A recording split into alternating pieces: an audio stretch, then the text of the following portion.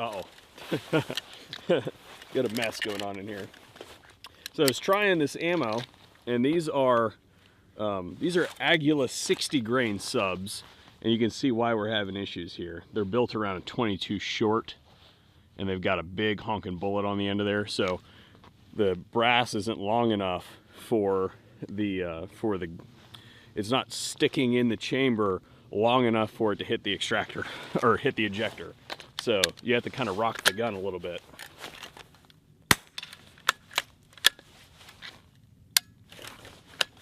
And that is all she wrote. What do we have going on here, guys? This is my newest kind of artistic project, if you will. So basically, we're gonna roll into the full thing, but basically, you guys remember the biddy, okay? We did a video on the biddy. I was so in love with this thing that I had to build a host for it. So I went out and got a biddy, and I basically said, I need a host for this, and I thought, you know what? It needs to be a bolt action rifle because I never do bolt action rifles, and that's where 22 really shines, is on bolt action rifles, 22 cans, that is. So I know what you're saying, dude, what did you do that poor thing? And don't worry, we're gonna get there in just a second, but what did we do for a host? And whenever I'm gonna do an artistic type job, like something like this, or anything for that matter, I try to save costs a little bit because I'm not very good. So when I don't know how it's going to turn out, it's always nice to know that I don't have a whole lot sunk into it. And so I was fishing around on Big Daddy Unlimited, and I saw these Ruger precision rifles in 22 for dirt cheap. If you guys don't know what Big Daddy Unlimited is, I'll have a link to our website in the description box down below that has our brief on Big Daddy Unlimited. Even if I wanted to put a direct link to Big Daddy, it wouldn't do you any good even if YouTube allowed me to, because you can't see anything because it's behind a pay portal anyway. You had to be a member. But anyway, that said, that's where I got the rifle as well as the MRO that's on top of this thing as well.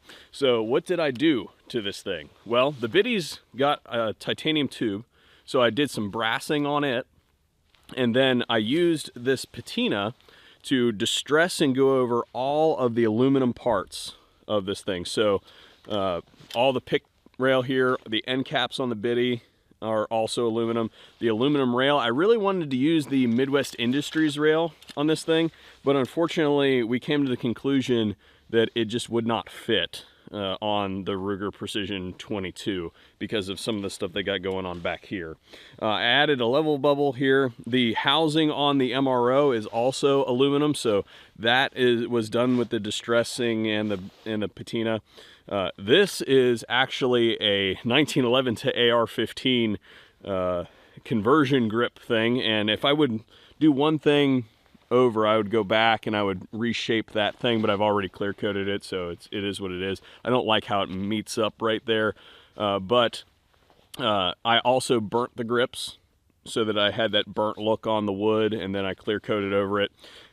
And that's it for the aluminum parts, but all the steel parts, I went in and I actually brassed them with a brass brush. So you can see there that that bolt, obviously steel, was all done with heat, forged in fire. I think it's a really cool show, by the way. But similar parts would be like the safety there. The trigger itself is also steel, so it was done. And then I also wanted to, because I was going for the steampunk, like post-apocalyptic ash type thing. I wanted this gun to be right at home, like you tripped over it if you were walking the sands of Solstheim, or you just busted into the Capitol building at Polis or something like that. If you guys don't know what those things are, then you guys need to get your Google machine on and do a little bit more culturing.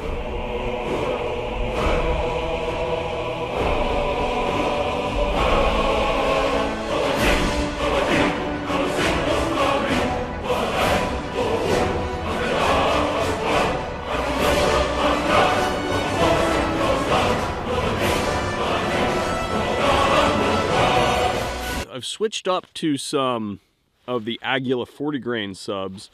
I just want to see how these do, if they do any better relative to those 60 grainers that we were having some problems with them not hitting the ejector properly. So let's see here.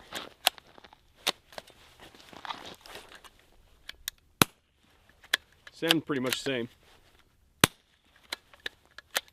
Yeah, much better ejection.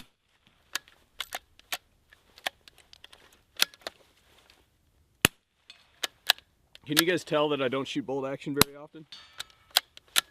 Like, never. Like, this is one of the only guns I own that is bolt action. Everything else is semi-automatic.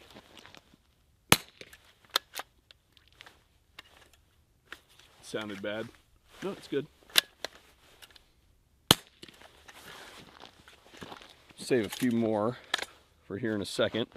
But basically, this was about 30 man-hours to do, and I wanted it to have some, like I said, steampunk elements. So I went with the brassing, like I said. But then I also wanted it to be kind of post-apocalyptic. So I decided that I didn't want any of the swivel studs, so to speak. I wanted it to be useful, but I didn't want the gun to have that kind of like modern like attachment. I thought that was just a little bit, in my mind, it looked like, for something like this, you could cut this with like a hacksaw. I mean, it wouldn't be pretty, but I mean, like, a straight line is one thing. When we're talking about machining like ball bearings and stuff like that for those swivel studs, and I just thought that was just the step over the line, if you will. So I went ahead and I actually created them out of this wire that I had laying around. And basically I distressed this wire. I used some ammonium salts to basically create that green tinge to it. And then I wrapped one up front where I would normally run my QD swivel stud, and then one through the back where we would have a QD swivel stud, and then attach that. Now the other two pieces, like this piece up here and this piece back here, are just for balance, just for artistic balance, nothing crazy. The mount on here is a Midwest Industries mount, and these things right here, these level bubbles, again, silly, just a silly addition. It was cheap on Amazon.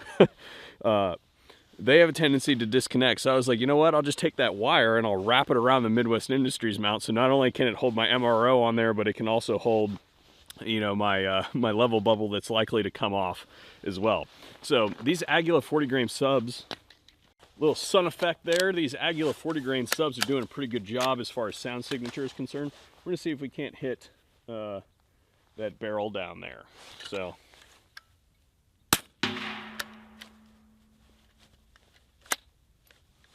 That's weird.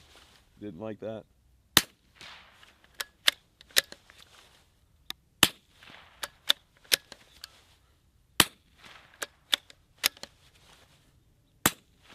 I'm going to the end here because I want you guys to hear something. You hear that shrill noise? Did you guys hear that shrill noise? That was the sound that you never want to hear on a 22, which is you don't want to shoot the gun without a piece of brass or a piece of ammunition in it, because the firing pin literally crushes the primer on the rim or against the receiver of the gun, or against the breech, so to speak, and it can degrade it over time.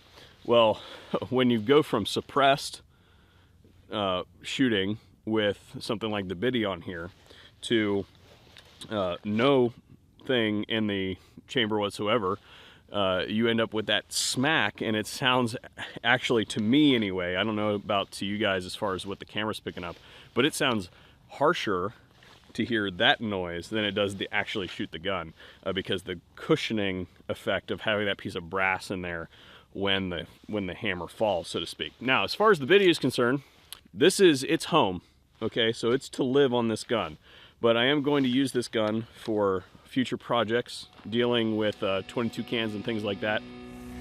Well, boys and girls, this video has already surpassed 10 minutes in length, and it was only intended to be a short cut video from the initial testing of the APOC Steampunk RPR. If you guys would like a more in-depth test drive of what this rifle can do, smash that like button and share it around. And if this video gets 10,000 likes, we will absolutely do a dedicated full video based on its capabilities. Thanks for watching the VSO Gun Channel, and hopefully we'll see you guys on a future video.